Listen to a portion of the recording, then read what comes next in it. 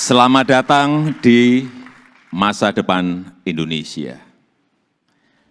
Sudah berkali-kali saya sampaikan bahwa kepindahan ibu kota negara ke Nusantara adalah bukan sekedar memindah gedung kementerian. Bukan itu. Bukan juga hanya pindah istana presiden. Bukan itu.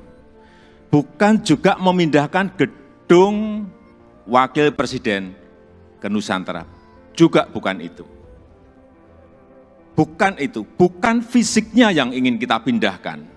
Tetapi yang ingin kita bangun adalah budaya kerja baru, mindset baru, dan IKN sebagai basis ekonomi baru.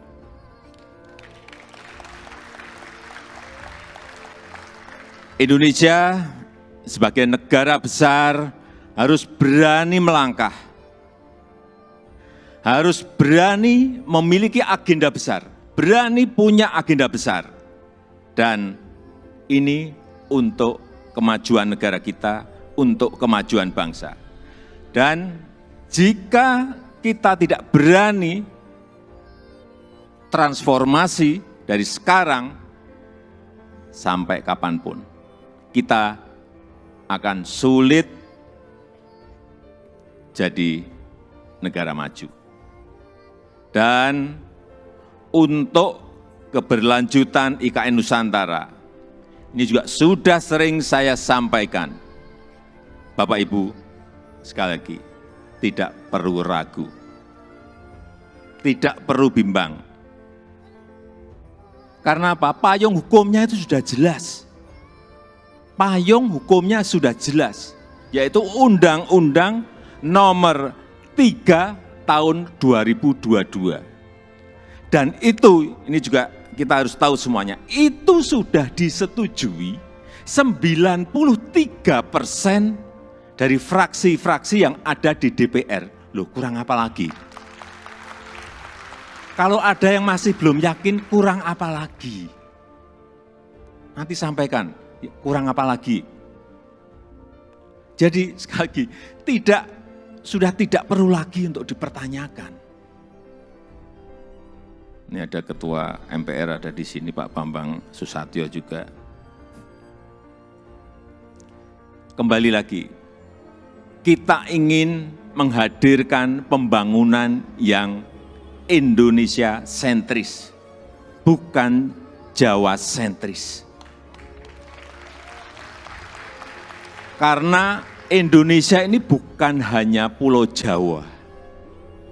Indonesia ini memiliki 17.000 pulau, 514 kabupaten dan kota, 34 provinsi, yang terbentang dari Sabang sampai Merauke, dari Miangas sampai Pulau Rote.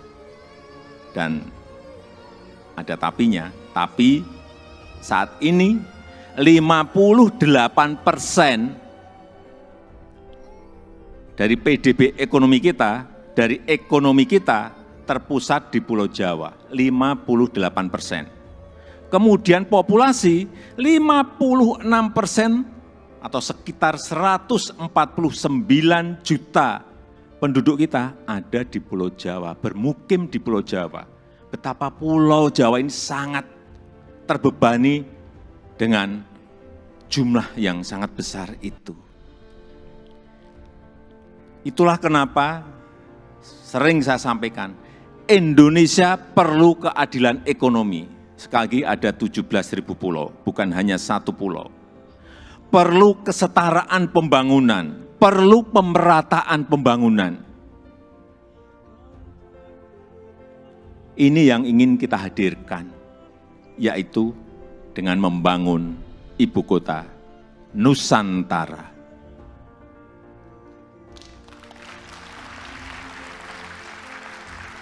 Nusantara adalah kota pintar masa depan yang berbasis hutan dan alam. Belum ada di dunia, belum ada. Tolong dicarikan, belum ada. Ini yang membedakan, ini yang nanti menjadi diferensiasi ibu kota kita dengan ibu kota negara-negara lain. 70% areanya nanti adalah area hijau.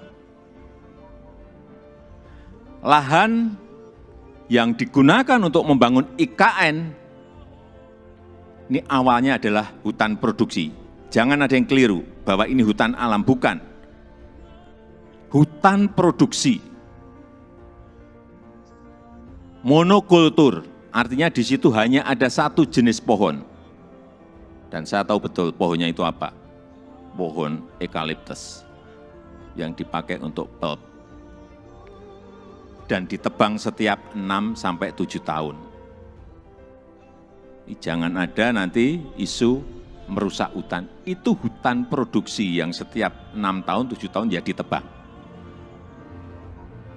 Ini yang kita ingin kembalikan, justru nantinya ingin kembali jadi hutan heterogen dengan pohon asli dan endemik dari Kalimantan. Sehingga kita harapkan nanti menjadi hutan hujan tropis lagi, tropical rainforest lagi di Kalimantan. Untuk itu, yang kita siapkan pertama kali di sana adalah pusat persemaian yang sudah mulai kita bangun di bulan Juni 2022. Luas lahan persemaian ada kurang lebih 16 hektar dengan embung 7 hektar. Kita harapkan selesai nanti di awal tahun 2022. Yang kapasitas bibitnya setiap tahun bisa menghasilkan kira-kira 15 juta bibit per tahun. Ini yang akan kita pakai untuk menghijaukan Kalimantan. Supaya Bapak Ibu ingat, saya dari kehutanan.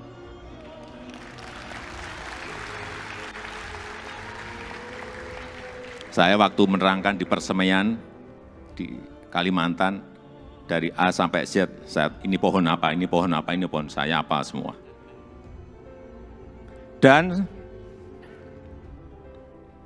80% sumber energinya adalah berasal dari renewable energy. Mobil di sana nanti harus mobil listrik. Kemudian 80% transportasinya adalah transportasi umum, autonomous vehicle, tanpa awak dan tanpa sopir. Jadi yang kita hargai di sana adalah pejalan kaki, yang kita hargai di sana adalah orang yang senang naik sepeda. 10 minutes city, jarak tempuh kemana-mana itu ada dalam 10 menit. Sekali lagi, inilah showcase transformasi Indonesia. Showcase perubahan peradaban Indonesia. Dan budaya kerja yang ingin kita bangun di IKN Nusantara adalah budaya kerja produktif. Itu harus didukung oleh tata kelola yang baik, didukung oleh manajemen yang baik, didukung oleh implementasi teknologi yang mumpuni. Smart living, smart city, layanan masyarakat lewat aplikasi, akte lahir, akte nikah lewat HP, paperless, ini yang ingin kita bangun. Jadi Nusantara adalah masa depan Indonesia. Dan bisa terwujud dengan upaya bersama. Bukan hanya pemerintah yang bergerak, bukan hanya pemerintah. Karena memang pemerintah hanya kurang lebih menyiapkan 20% dari budget yang ada. 80% kita berikan kesempatan kepada investor, kepada investasi. Termasuk Bapak Ibu yang kami hadirkan pertama kali pada malam hari ini.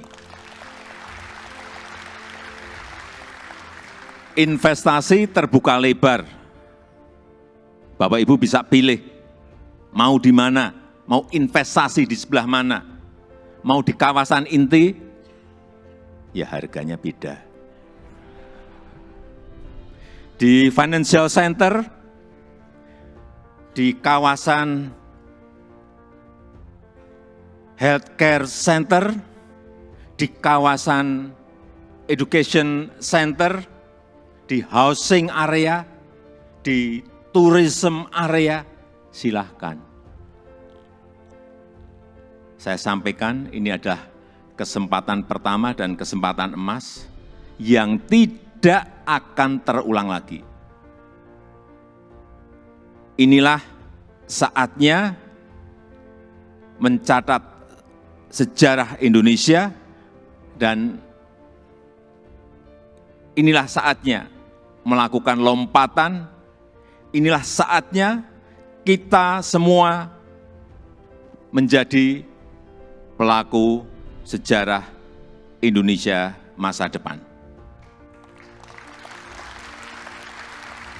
Dan dengan upaya kita bersama, dengan semangat gotong royong kita bersama, saya yakin 17 Agustus 2024 kita bisa merayakan bersama-sama di Nusantara.